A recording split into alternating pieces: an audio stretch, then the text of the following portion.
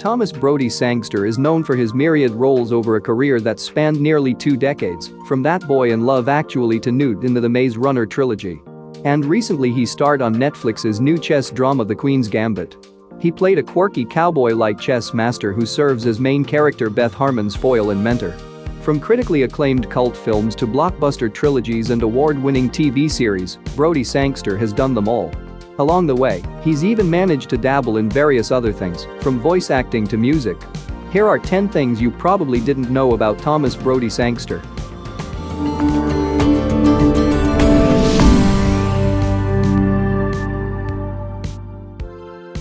He's never had any formal acting training. One of the things that's most surprising about Brodie-Sangster is the fact that he has never undergone formal acting training of any kind. His natural talent combined with his unstoppable work ethic has been all he's needed to find success in the entertainment industry. Love Actually was his first major role.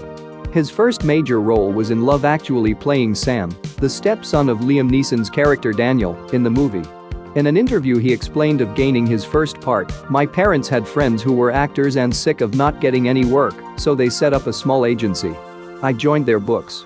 Since Love Actually, Brodie-Sangster has had a successful acting career and has been featured in various films and TV series. He even starred in the role of Sam again for a charity short film sequel of Love Actually, called Red Nose Day Actually in 2017. He and Keira Knightley only 5 years apart. Despite being released almost 2 decades ago, Love Actually remains one of the top Christmas movies. And, thanks to Twitter, fans have been losing their minds after the age difference between 2 of the actors in the movie has come to light once more. And it is mind-blowing. Brodie-Sangster was 13 when he starred in the 2003 movie and looked even younger than that. But bizarrely, his co-star Keira Knightley was just 5 years older than Thomas at the time, aged 18, and she was playing a newlywed. He hadn't read The Queen's Gambit before he signed to play Benny. Brodie-Sangster played Benny Watts on The Queen's Gambit, the mysterious and aloof chess champion who serves as the foil, mentor and more to Taylor-Joy's Beth Harmon. His character wears a 10-gallon hat and carries a knife, for what purpose not even Brodie-Sangster can say. The limited series is based on Walter Tevis's beloved 1983 novel of the same name, but Brodie-Sangster hadn't read it before he signed on to play Benny. Nor was chess, a game he admires more than he plays, at the center of his attraction to the role. In an interview with Bustle, he said, "I'm dyslexic and a terrible reader. So I don't read very much at all. I struggle with scripts even, but I love stories, I love people, and I love what sets us apart. I love what brings us together. You end up learning a lot about yourself as well." He was almost cast as Ron Weasley. While we now couldn't imagine anyone else playing Ron Weasley except for Rupert Grint, the Love Actually actor revealed he had actually missed out on the role. Brodie-Sangster explained how he auditioned for the film aged 10 and lost out on the part to actor Rupert Grint. It was his first hard experience with rejection in the entertainment industry and made him promise to keep a more sanguine attitude towards the audition process going forward for roles in the future. He told Radio Times, "It was my first experience of rejection and hit me quite hard. I had feelings of anger and frustration, but I couldn't really put the blame on anyone for not giving me the role. I do remember thinking, though, that the next time I went for an audition, I'd have to put up a shield to stop myself from getting hurt. It was the last time I ever felt like that, so whatever I did seemed to work." He once had to look himself up on IMDb to prove his age.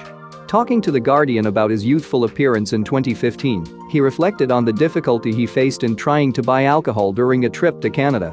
He was visiting Canada for work and in order to finalize a visa, he'd handed in his passport. So no ID when bar staff asked for it. He said, "For the first time in my life I got out my phone and looked myself up on IMDb. See," he told staff, he was the cute orphan in Love Actually. The boy mystic in seasons 3 and 4 of Game of Thrones. He was born in 1990. They laughed and even got me to sign my autograph. But they wouldn't serve me that pint. He has some musical talents. Both of his parents are musicians, and their love for music was passed down to him. He can play bass, guitar, and drum. He told Interview magazine, "I play bass, I play a bit of guitar. I've never been to a lesson, so my theory of music is non-existent in any instrument, but we always had guitars around. My dad taught me to play drums for Love Actually, and I still play drums now.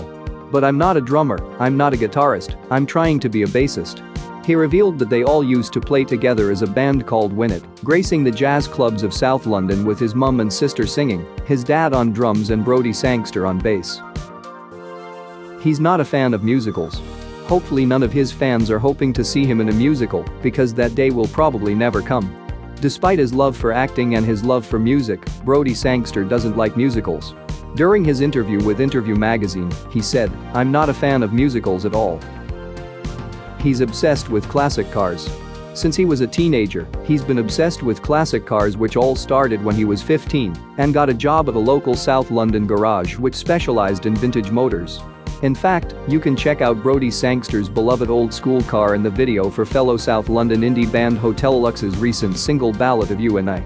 In it, Brodie-Sangster and his real-life girlfriend drive down to the Essex seaside in their vintage Citroën for a socially distanced British beach day with the band, who are old pals. He was the voice of Ferb. If you were a fan of the Disney Channel from the late 2000s to the mid-2010s, you were also probably a fan of the animated series, Phineas and Ferb. Even some of the show's most dedicated fans don't realize that Brodie-Sangster was actually the voice of Ferb during the show's entire run.